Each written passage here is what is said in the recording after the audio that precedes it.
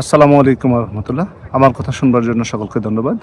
আচ্ছা, অবৈধ দখলদার ইউনূস লন্ডনে এসে যখন তারেক রহমানের সাথে মিটিং করলেন নির্বাচন নিয়ে, একটা বিষয় কি লক্ষ্য করেছেন? এনসিপি খুব নীরব নিস্তব্ধ।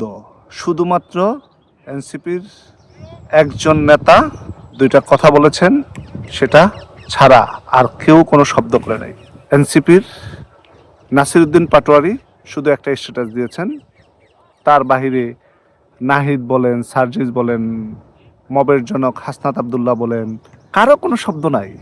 অবৈধ সন্তানের পিতা সন্তানদের নিরাপত্তার জন্য লন্ডনে এসে একটা সেফ এক্সিট করে গেছেন। সেই এক্সিটের কারণে কারো কোনো শব্দ নাই, কোনো সাউন্ড নেই, কিছু নেই, জাস্ট সাইলেন্ট আর সাইলেন্ট। আপনারা যারা এই ছাত্র সমন্বয়কদের মিথ্যা আশ্বাসে পড়ে তাদের সাথে সহযোগী হয়ে বাংলাদেশ আওয়ামী লীগকে ক্ষমতা থেকে নামিয়েছেন, তারা কি একবারও চিন্তা করেছেন যে আপনারা কোনো কিছু না, আপনারা নাথিং? কারণ আপনাদেরকে গণার সময় এখন আর তাদের নেই। হাসনাত আবদুল্লাহ বলেন, সার্জিস আলম বলেন, সবাই এখন আপনাদেরকে গণার সময় নেই। আপনারা কোন চ্যাটের বাল, তাদের কাছে আপনারা কোন চ্যাটের বাল। আপনারা যে তাদের এই বোকাচোদা পরিকল্পনার অংশগ্রহণ করেছেন, অংশে শরিক ছিলেন, তারা এখন চিন্তা করে দেখেন দোষটা কি আওয়ামী লীগের ছিল না পুরো পরিকল্পনাটা তাদের সাজানো ছিল? এনসিপি যেই দলটা, যখন এনসিপি সৃষ্টি হয়, নাহিদ আইসা যখন এনসিপি প্রতিষ্ঠা করে গঠিত করে, তখনই আমরা বলেছি এনসিপি হচ্ছে দখলদার ইউনূসের দল। ইউনূস এখন একটা অবৈধ সরকারের প্রধান হিসেবে আছে, সে এই জায়গায় থেকে একটা দল গঠন করতে পারতেছে না, কিন্তু সে যাদেরকে দিয়ে মেটিকুলাস ডিজাইনের মাধ্যমে বাংলাদেশ আওয়ামী লীগকে ক্ষমতা থেকে নামিয়েছেন, তাদের কিছু অংশের লোকগুলোকে দিয়ে একটা দল গঠন করেছে। আচ্ছা, এই দল পান থেকে চুন খসলে আন্দোলন সংগ্রাম, এইটা সেইটা, গলাবাজি, চিল্লাচিল্লি, সব অস্থির অবস্থা।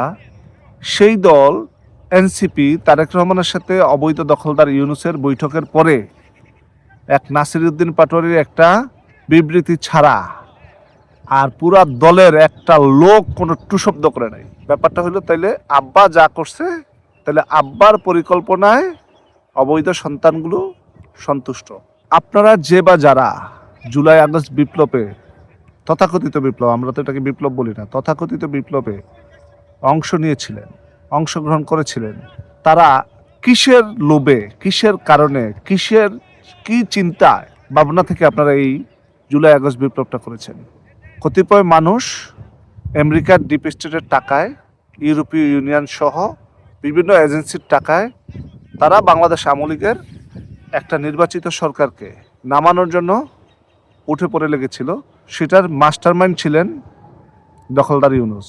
আজকে দেখেন, আন্তর্জাতিক খেলোয়াড় লন্ডনে এসে গেল। আমি কিন্তু এর আগের ভিডিওতে বলেছি এই আন্তর্জাতিক খেলোয়াড়রে কিভাবে গোয়া মাইরা দিছে লন্ডনের প্রধানমন্ত্রী। স্যার কিয়ার স্টারমার দেখা করার পর্যন্ত চিন্তা করে নাই। তো আপনারা এই ছাত্র সমন্বয়কদের ভুলভাল বুঝানোয় যারা এখন এই দেশটাকে একটা ধ্বংসের দ্বার প্রান্তে নিয়ে গেছেন, দেশের অর্থনৈতিক প্রবৃদ্ধি থেকে শুরু করে সব জায়গায় ব্যর্থতা আর ব্যর্থতা, ছোট ব্যবসায়ী থেকে শুরু করে, হকার থেকে শুরু করে, রিক্সা চালক থেকে শুরু করে, কেউ শান্তিতে নাই। তাহলে অশান্তিটা সৃষ্টি তো বাংলাদেশ আওয়ামী লীগ করে নাই, এই অশান্তিটা সৃষ্টি করেছে দখলদার ইউনূস ও তার সঙ্গপাঙ্গরা।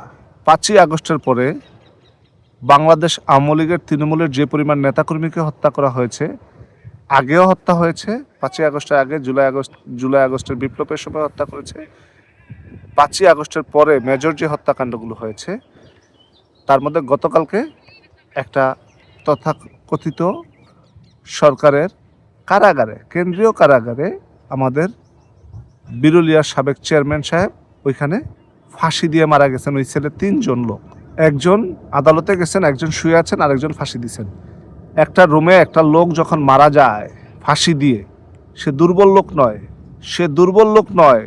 একটা লোক যখন ফাঁসি দিয়ে আত্মহত্যা করে, তখন আরেকটা লোক কি পরিমাণ ঘুমিয়ে আছে একবারও কি চিন্তা করেছেন? আমাদের এই তৃণমূলের নেতাকর্মীদের হত্যার অংশ আপনারা যারা জুলাই আগস্ট বিপ্লবের মাধ্যমে হয়েছেন, আমরা কি সেটা ভুলে যাব বলেন? আমরা কি সেই জিনিসটা ভুলে যাব? আপনার এনসিপি এখন পুরা আন্দোলনটাকে নিয়ন্ত্রণ করে সাধারণ নাগরিকদেরকে, জনসমর্থকদেরকে, সাধারণ ছাত্রদেরকে একত্রিত করে একটা আন্দোলন সফল করেছে। সে আন্দোলনের অংশ হয়েছেন আপনারা। আজকে কই এনসিপি তো ডাক দিলে, সমন্বয় একটা ডাক দিলে তো 5,000 তো দূরের কথা, 500 ছাত্র তো একসাথে হয় না। দোষটা আওয়ামী লীগের ছিল না।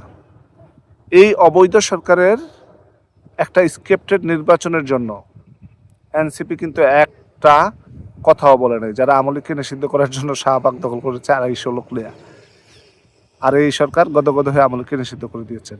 আপনারা একবার চিন্তা করে দেখুন, জননেত্রী শেখ হাসিনার আমলে বাংলাদেশ যে হারে, যেই উন্নয়নের রুটে ছিলেন, আজকে 10 মাসে দেশটার অবস্থাটা কোথায়? জিডিপি নেমে আসছে 3.2-এ।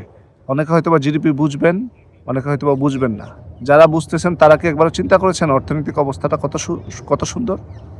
আমি গত পরশু দিন আমার এক বন্ধু ফোন দিয়েছিল সকালে, আমার বন্ধের দিন ছিল। সে ছোট ব্যবসায়ী, মাশাল্লাহ ছোট ব্যবসায়ী বলতে ভালো ব্যবসায়ী করে। তো বড় ব্যবসা বলতে তো আমরা হাজার হাজার কোটি টাকা বুঝি। তো সেই হিসাবে তাকে ছোট ব্যবসায়ী বললাম। সে আমার স্কুল ফ্রেন্ড। সে আমাকে বলল যে দোস্ত, গত 10 মাসে কম করে হলো 1.25 কোটি টাকা খরচ করছি দোকান ভাড়া, স্টাফ দিয়ে। ব্যবসা তো নাই। তো এখন সেই জায়গাগুলোতে আপনারা একবার চিন্তা করেন, দেশটাকে ধ্বংসের দ্বারপ্রান্তে বাংলাদেশ আওয়ামী লীগ নিয়ে যায়নি। দেশটাকে ধ্বংসের দ্বারপ্রান্তে নিয়ে গেছে মব কালচার ও জঙ্গি কালচারের জনক দখলদার ইউনূস আর তার তথাকথিত অবৈধ সন্তানরা। আমরা এই জাতির জনক বঙ্গবন্ধু শেখ মুজিবুর রহমানের হাতে গড়া বাংলাদেশকে যারা এই রাস্তায় নিয়ে আসছেন, আমরা তাদের কাউকে ছাড়বো না। এটা হুমকি মনে করলে হুমকি, আর এটা যদি বার্তা মনে করে বার্তা। বাংলাদেশ আওয়ামী লীগ কাউকে ছাড়বে না। যদি বাংলাদেশের আওয়ামী লীগের একটা অস্তিত্ব বেঁচে থাকে, তাইলেও প্রতিশোধ নেবে ইনশাল্লাহ। জয় বাংলা, জয় বঙ্গবন্ধু।